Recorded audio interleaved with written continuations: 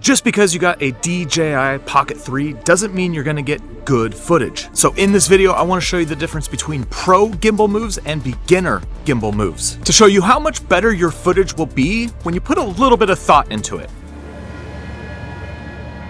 So I'm out here in San Juan Capistrano, which is home to one of the oldest missions in California. We just got off the train and I'm gonna go walk around the mission, shoot a bunch of gimbal shots, and do it both as a beginner and as a pro. So let's head into the mission and shoot some of this footage. Number 1, use intentional motion. So check out the beginner. He's just kind of wandering around, pointing the gimbal at everything that looks interesting without any specific intention with each shot. Now here comes the pro, and he's gonna look at the scene and try to find interesting angles that he wants to shoot before even pressing record. It looks like there's a good shot over here showing the landscape, so he's gonna do a slider shot from left to right. And this is a very intentional movement that's only going in one direction. Number 2, grab a variety of shot sizes. So wherever you're at, you're gonna wanna try to get different shot sizes and not always just use a wide shot. It's easy with a camera like the Pocket 3 to always just get big, wide landscape style shots because of the 20mm lens. However, you need to get yourself closer to your subject.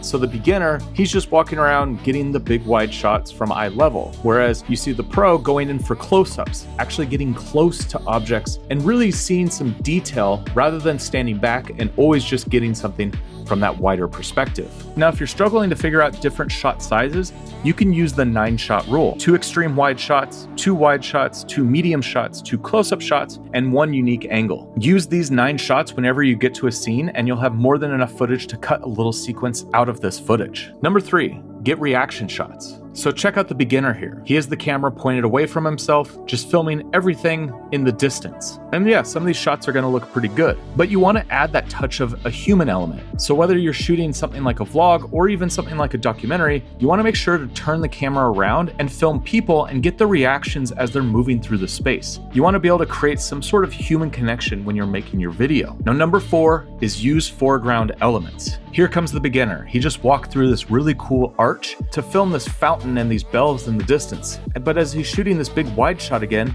the most interesting thing is behind him. Not every shot needs to be super clean. Rather, here comes the pro. He's gonna use these elements of the arch and this plant to dirty his frame, which means there's gonna be foreground elements that cover over the footage, so it's not just a big wide shot again. And then he walks forward into the location. So you have a lot of movement with the gimbal showing these foreground elements passing by the lens. So when you're coming up with your shots, try to find some interesting ways to dirty up your frame. Number 5, plant your feet. When you're working with a gimbal, oftentimes you'll keep wanting to walk with that gimbal because it is a stable camera. However, sometimes you just want to plant your feet and get a panning shot or a tilting shot. For this shot here, there's a sign of the entrance. And the beginner, he's just walking around trying to get a moving shot because, well, he thinks that's gonna look good. But really, the movement in this shot doesn't really add a whole lot. Whereas the pro, he plants his feet in one spot and uses the movement of the gimbal from either a tilt down or a pan across to be able to get a more interesting shot that's gonna be a great opening to this scene.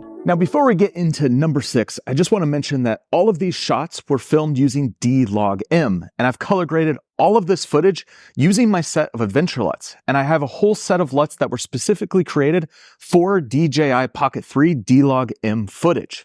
And in my pack of adventure LUTs, you have a conversion LUT that goes from this log looking footage to more of a standard look. And then I have my creative LUTs that you add on top of that to give you a completely different look to your footage. Now, if you're trying to save time, I've combined both of these LUTs together in a set of quick grades, and those are included in these LUTs as well. So you can instantly just add them straight onto your footage and you have an instant color grade, so you can spend less time color grading and more time working on the rest of your video. All right, so let's talk about the biggest mistake that creators make with the DJI Pocket 3. And so this is number 6, not controlling the Z-axis. The DJI Pocket 3 stabilizes in 3 directions: tilt, pan, and roll. However, it does not stabilize up and down motion, which is called your Z-axis. This is stabilized by the way that you walk and the way that you hold this gimbal. So for the beginner, he's just walking through this church and not really paying attention to the Z-axis or his arm moving up and down. You can see there's a lot of bumps in this footage, and it doesn't really look that good. And oftentimes you'll hear about beginners complaining about gimbals saying that the Z-axis isn't stable, when the reality is it just takes a little bit of practice to control this, because no 3-axis gimbal gets rid of the Z-axis bounce. It takes practice and control. Here comes the pro. He's walking much smoother, heel-toeing his feet so that there's no bounce in his step. And also he's paying a lot of attention to how he's holding that gimbal out in front of him, trying to keep it as stable as possible. With the DJI Pocket 3, it's so small that it's easy to bounce up and down with the Z-axis, so you have to have even more control with your arm to be able to eliminate this bounce in your footage. Number 7, change your height. Oftentimes when you're filming with a gimbal, it's gonna feel natural to just put it right in front of your face and do a walking shot. This is the easiest way to see the gimbal. I mean, look at the beginner here. It's right at his face, he's looking at the screen, so it's gonna be a good shot, right? Well, maybe. When you look at the pro, he gets himself in some different positions. He's gonna get super low so he can get shots close to objects, like these train tracks. And he's changing the height of how he's using this gimbal so that he can get a wide variety of shots, rather than everything from eye level, always shooting the same wide shot. Number 8, use filters. So there's a few different styles of filters that you can get with the Pocket 3. You have the wide lens attachment, you have mist filters, and also you can add on some ND filters. Now the beginner, he shoots all auto with his camera in every situation. And you can see that the exposure and the color is bouncing around. And also there's no motion blur because we're shooting in daylight. Whereas the pro, this entire time has been using ND filters in front of his lens. And he's been controlling his exposure. So everything has motion blur in it. If you can see from the sample here, this is a shot without any motion blur. And then when you apply the ND filter, this is a shot with motion blur. And the reason that you want to have motion blur in your footage is that it's going to make it feel more like a movie. It's going to feel more cinematic. And so the pro has been using ND filters for every shot, and he's had his shutter at 1/60th, which is double that of his frame rate. So everything is going to have natural motion blur, whereas the beginner, he's shooting at a high shutter speed, so everything is going to have a little bit of jitter to it. Number 9, wait for the perfect moment. Whenever you pull up your camera and press record, it doesn't mean it's the perfect time to film. You see the beginner here walking down the train tracks. He wants to get a shot of the train, but there's no train. So he's just gonna walk and get a shot of the empty train tracks and then move on to something else. Whereas the pro, he's gonna sit around and wait. The pro knows that the shot that you want in this situation is the train coming into the train station. So he's gonna go figure out the train schedule and then plan the shot that he wants to do when the train arrives. So then as the train starts barreling down the tracks, he's ready and gets the perfect shot. Now, number 10, you wanna repeat shots again and again. The beginner is gonna hit record, grab the shot and move on without even looking at his footage. Check out the beginner here. He's just getting his shot and then he moves on. Whereas the pro, he's gonna film once and then look at that shot and tweak it, try to do something a little bit different, repeat the same shot a few more times until he gets it perfect. This way he knows that he's always going to have the right footage when he gets into his edit. So I have one more big mistake that creators make with their Pocket 3, but before we get into that, let's look at the footage side by side. First, I'm going to cut a sequence all out of the beginner footage, and then after that, I'm going to put all the pro footage together to show you the difference between the two.